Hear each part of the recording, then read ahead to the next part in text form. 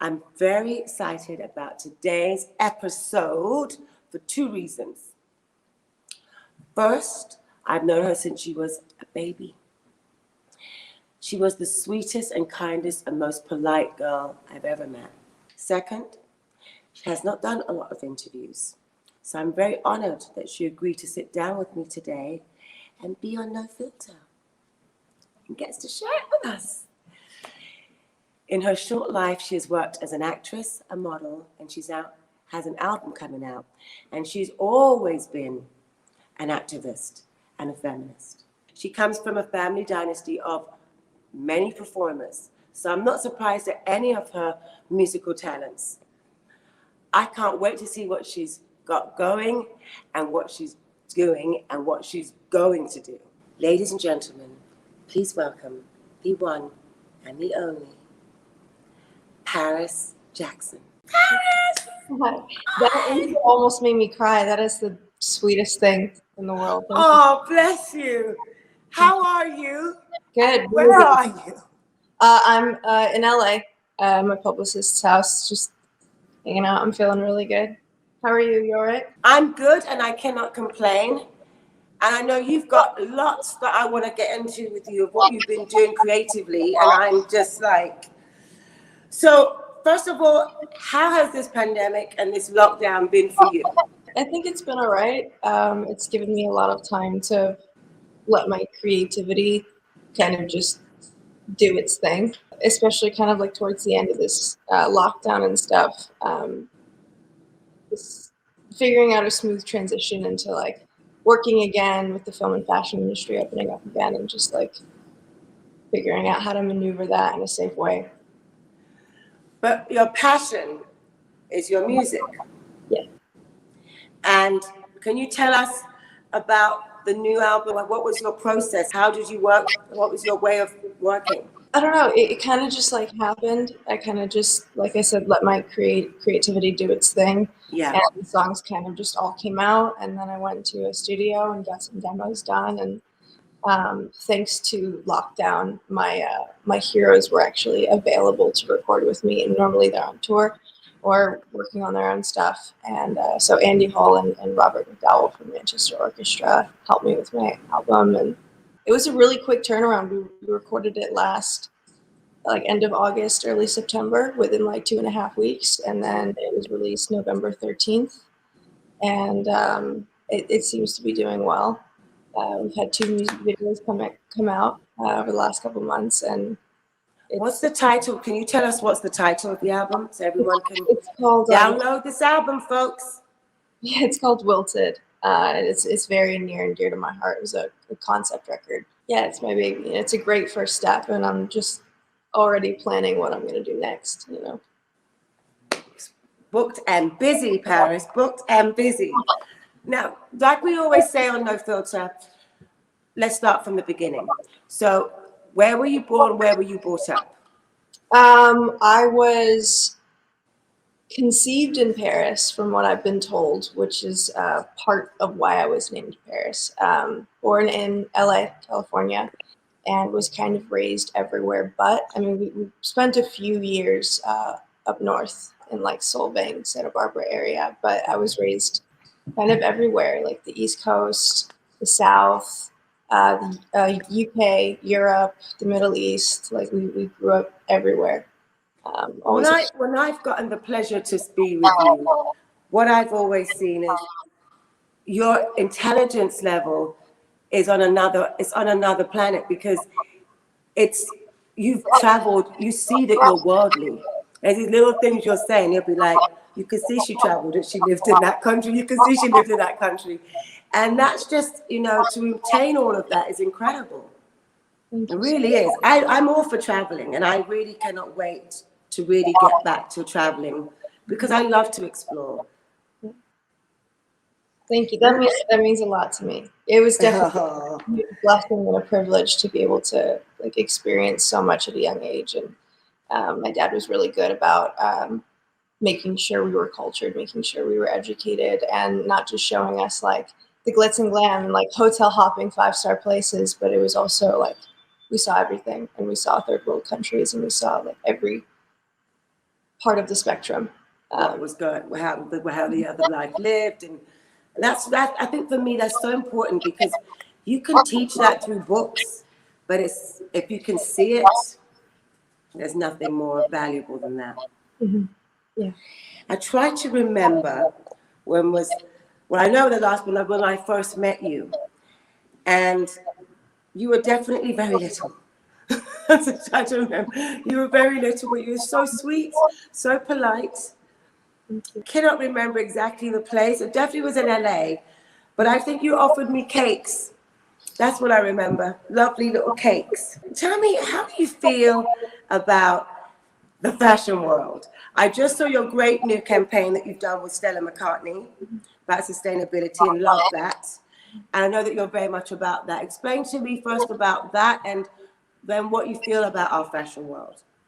Well, that is honestly like a dream job of mine. I look up to Stella a lot. She's been an incredible, like, just force in the fashion world, and just like as a human being, as an activist, and to be able to take such like an amazing brand and all this like awesome art and make it sustainable and make it good for the environment and make it, it's just completely something else. And to be, I've written about it, to be on the right side of change and to do what I love, which is, modeling, acting, music, and then to also tie that into the activism. It's like, you can't really get much better than that. Yeah, it's true. And it's great to be able to give back. I consider you like an earth mother. When your energy is that you see that you care, that you care about the environment, you care about the way things are done. That's who you are. That's what you stand for. It's a perfect match, the two of you. Tell me, what you like about modeling? When I first did it, I'm going to be completely honest with you. When I first started modeling, I didn't understand fashion at all, and a big part of me still doesn't. But it was like, in my head, I was like, what's the quickest way for me to grow my platform, to gain a big following, so I can like make a difference, so I can say, hey guys, check out what's going on in Syria. Hey guys, sign this petition. Hey guys, check out like this animal rights movement I'm working on, and people will pay attention. It's like, what's the quickest way I can get to that point? And I'd been told for a really long time that like with my height and my like, I guess, genetic makeup that Excuse me, my darling, and your beautiful face. But yes, I decided to finally take that advice and start modeling, and I feel like I felt at the time that would be the most effective and quickest way to grow a platform, so I could use it for good. And in the process, in the last like several years of doing it, I started like really understanding some of the art behind it, especially when it comes to designers like Stella McCartney and like Lee Alexander McQueen, who I'm a huge fan of, and seeing that it's not just about I could see you and Lee absolutely sitting down and having tea. I could see that. He's a great man. But it's cool to be able to not just see it for like the glitz and the glam and like all this stuff. And how was it for you walking in Jean-Paul Gaultier? Actually, Jean-Paul was on 2 weeks ago, and I've known him since I was 16. How was that walking in his last show of his 50 years in the business? I'm pretty sure I cried when I got the casting and was told that I was like, I showed up, I walked in things, I was like, this is what I do. And then they're like, yeah, I think they never actually gave me a confirmation that I was doing it. I showed up, I did the casting, and then they're just like, cool, see you tomorrow. And I like went downstairs and I like looked at my manager. I was like, I think I got it. And we both screamed, and it was just like, it's an honor. It really is an honor. I've been told no at castings before, and it's pretty crushing. But that was just like, Jean-Paul that's a great one to do. That was a night that's going to go down in history, Yes. So, and he's a great one because he's always stayed true to who he is. And he's never been about the conventional model. I mean, what is the conventional model anyway? But you're so sweet. Castings, Paris, you shouldn't be doing castings. They know who you are. They know who you are. If they want you, they want you. They shouldn't be doing castings, but that's very sweet of you. I'm also a full believer that I should earn everything. I get you. I need to. I'm not just to know you're doing the right stones, stepping stones. I go to auditions, I work hard, I study scripts, I do my thing, and it's even growing up, it was about earning stuff. If we wanted 5 toys from FAO Schwartz or Toys R Us, we had to read 5 books. It's about earning it, not just being entitled to certain things or thinking, oh, I got this. It's like working for it, working hard for it. It's something else entirely when it's an accomplishment. It's an accomplishment, and it's instilled in the way you grew up. And with that, I can identify with you, because when I was growing up, if I wanted pocket money, I had to sweep the stairs. On weekends, we had chores. If I wanted to go up to a concert, I had to save my pocket money. So I remember saving for £25 in 1984, saving up to buy my Live Aid ticket.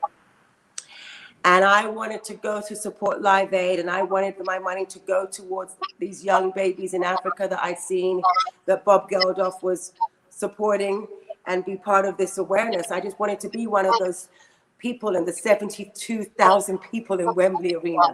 So I do understand very much about what you're saying, and it is the right way. Good on you.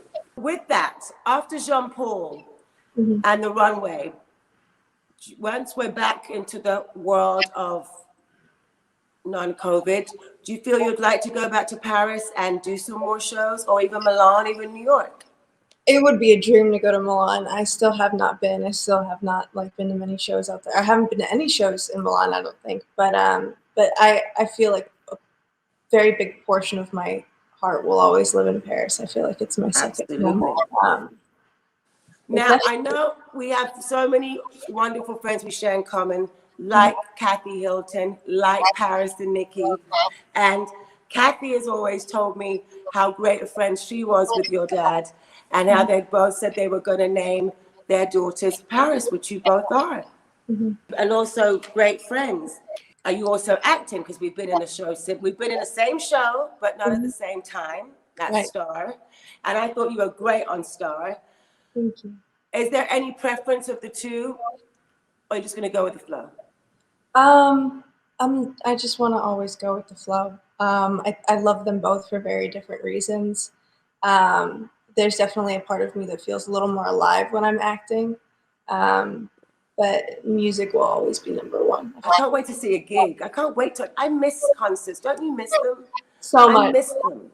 So much. That's the biggest part of this whole lockdown thing that has really, I feel like, taken a bit of a toll on me is not being able to go to live shows or perform. I was talking to my friend Andy yesterday, who I did the album with, and we were just chatting on the phone, and he's, him and his band are talking about tour dates and stuff, and he's a little nervous, but we talked about how much I do miss performing, but it's something else entirely, like going and seeing like one of your favorite bands perform, and just like the energy of the crowd and the energy. And you have to be together with the crowd to feel it. Right. You really do. I'm there with you on that. I am.